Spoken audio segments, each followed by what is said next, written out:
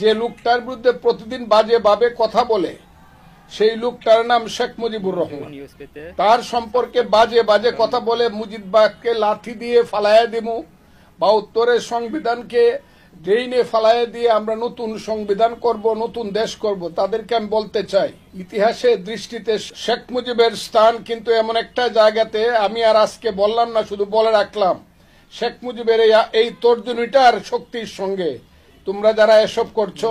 ইতিহাসে কিন্তু তারা কলঙ্কিত হবে এবং এই তর্জনীটার একটা আঙ্গুল নড়ানোর ক্ষমতা তোমাদের নাই শেখ মুজিবের ইতিহাসে। আমি তো দেখছি যে তোমরা তো কেউ কেউ ছাত্র, প্রায় সবাই ছাত্রলীগ করতা, নাকি ছাত্রলীগে তোমরা অনুপ্রবেশ করেছিলে। এখন যা তোমরা করছো তাইলে এটা কি করছো? আমি তাই আজকে বলবো যারা এইসব করছে, ঠিক আছে তোমরা তোমাদের কাজ করো, কিন্তু মুক্তিযুদ্ধকে নিয়ে এবং মুক্তিযুদ্ধের প্রধান নেতা বঙ্গবন্ধু শেখ মুজিবুর রহমান